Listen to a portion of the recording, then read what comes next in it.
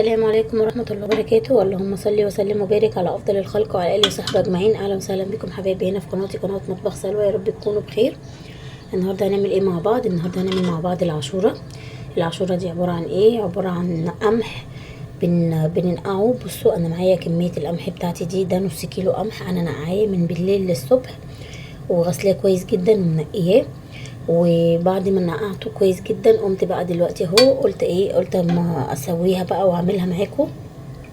ده معنى ايه؟ ده معنى هنا كده نص كيلو قمح. بصوا انا غسلاها ونقعها كويس جدا. بصوا الحبايه بتاعتها منقوعه حلوه قوي اهي. هنسيبها بقى تغلي. هنحطها كده في حله وهنسيبها تغلي كده شويه على النار بحبه ميه، مش كتير. انا عايزاها بس تبقى الميه بتاعتها مغطياها زي ما انتم شايفين كده اهي. يعني تقريبا كده قيمت عقله صباع كده تغطيها. وهنسيبها تغلي كويس جدا وتستوي والقمحيه بتاعتي تفتح كده معايا. وبعد ما تغلي بقى هنحط عليها ايه؟ هنحط عليها المكونات بتاعتها. انا بعملها بتبقى حلوه جدا، كريمي وخفيفه وبتبقى طعمها تحفه. هعملها معاكم دلوقتي، بس هستنى لما هي تغلي وتستوي ونسيبها شويه ايه لحد ما القمحيه بتاعتي تفتح وتستوي تماما.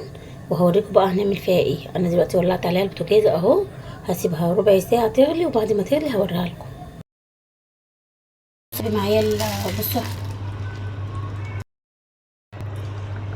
بصوا يا حبايبي بقى، معايا البليله بتاعتي او العاشوره بتاعتي اهي. العاشوره معلش اهي.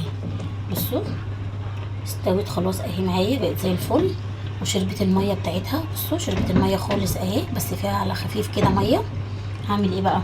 انا معايا ده زي ما قلت لكم، ده نص كيلو، ده نص كيلو قمح اهو. هحط عليه كيلو ونص لبن اللي هو الجاموسي اللي بنجيبه من عند اللبان. لازم نجيب اللبن بتاعنا يكون كامل الدسم، يكون حلو دسمه حلو عشان خاطر يدينا نتيجه حلوه. هحط الكيلو التاني اهو. بصوا هحط كيلو تاني اهو. ده كده حطيت كيلو ونص اهو.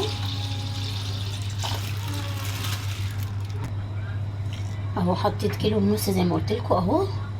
وهحط هنا عليهم دول كوبايه ونص سكر.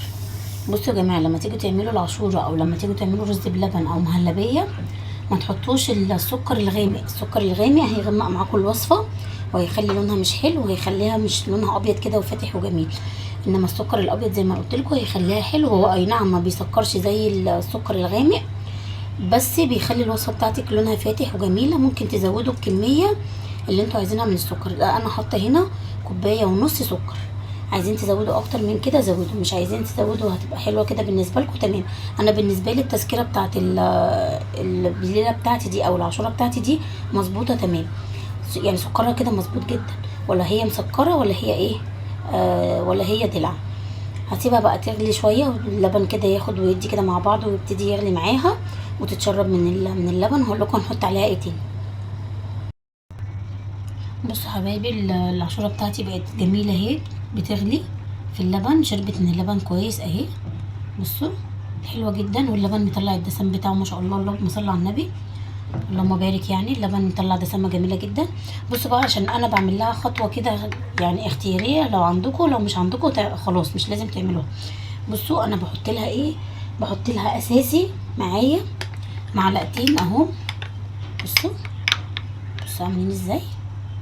دول معلقتين ايه بقى؟ دول معلقتين نشا، دول اساسي معانا في الوصفه بتاعتنا، متدوبين في نص كوبايه ايه ميه. الاختياري بقى اللي انا حاطاه عليه، لو متوفر عندك حطيه، مش متوفر ما تحطوهوش اهو. حاطه برده معاهم ايه؟ معلقتين كبار من الكريم شانتيه. متوفر عندك حطي، مش متوفر عندك ما تحطيش. انما الاساسي معانا اللي هو الايه النشا بنص كوبايه الميه. معلقتين كبار من النشا عليهم معلقتين كبار من الكريم شانتيه. والكريم شانتيه اختياري مش اجباري تحطوه، بس هو بيديها دسامه حلوه، بيديها طعم كريمي كده جميل، بيخليها طعمها حلو جدا. انا عندي بحط، مش عندي ما بحطش، ما بيبقاش معايا اساسي في الوصفه بتاعتي. هديها تقليبه كده لحد ما ايه ما النشا بتاعتي تدوب وتستوي وتتقل معايا. وبصوا برده كمان هحط لها ايه معايا برده اختياري. دي معايا معلقتين قشطه هم كبار، كنت شايلهم في الفريزر من وش اللبن، هحطهم كده برده معايا. هيطعموها وهيخلوها دسمه جدا وهيخلوها طعمها كريمي كده وحلوه. اهم حاجه وانت بتعمليها اللبن بتاعك يكون دسم وحلو، وفي نفس الوقت ايه تحطي الحاجات اللي انا قلت لكم عليها دي. متوفر عندك القشطه حطي، مش متوفر ما تحطيش. متوفر الكريم شانتيه برضو عندك حطي، مش متوفر ما تحطيش. بس اهم حاجه اللبن يكون ايه دسمه حلو كده، ويكون لبن دسم كده وحلو. لبن يكون بخيره من الاخر اهو. بصوا انا عايزاها بقى تدوب خالص، القشطه بتاعتي تدوب اهي. بصوا لسه مكلكعه اهي، بصوا اهي تدوب دلوقتي مع اللبن، والنشا بتاعتي هتستوي جوايا، وهوريها لكم بقى ايه لما نيجي نغرفها. اللهم بارك اهي. بصوا جميله ازاي، اللهم بارك. بصوا حلوه جدا، تقلت اهي. بصوا دي ده لما هتبرد بقى هتتقل كمان اكتر اهي.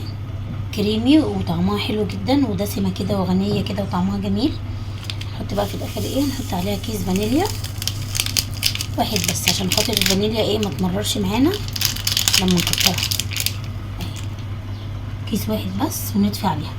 بصوا يا جماعه يعني انتوا اعملوها بالتكنيك ده كده اللي انا عملته بيها، هتعجبكم جدا وهتبقى حلوه قوي. انا بعملها كده على طول، بس مش اساسي معانا الكريم شانتيه. لو متوفر عندك حطي، مش متوفر ما تحطيش.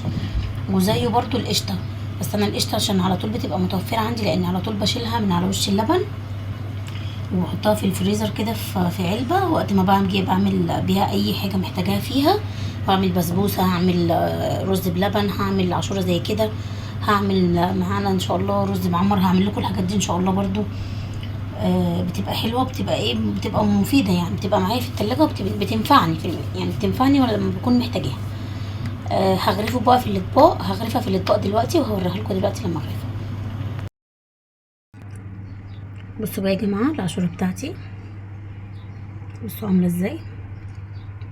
بصوا لونها حلو جدا، بصوا كريمي ولذيذه ومش مسكره، حلوه جدا. انا سبتها هي تبرد بره، دخلها بقى التلاجة ناكلها كده ساقعه ترطب على قلبنا اهي. قولوا له ايه رايكم بقى في الفيديو لو عجبكم، ولو عجبكم طريقه العاشوره بتاعتي قولوا لي ايه رايكم فيها. اتمنى ان انتوا تجربوها، ولو عجبكم الفيديو ما تنسوش طبعا تعملوا لايك للقناه، لايك للفيديو، سوري معلش اسفه، واشتراك في القناه وتفعلوا الجرس وتختاروا الكل عشان يوصل لكم مني كل جديد. واسيبكم في رعايه الله واقول لكم مع السلامه، وما تنسونيش في دعوه حلوه من قلبكم.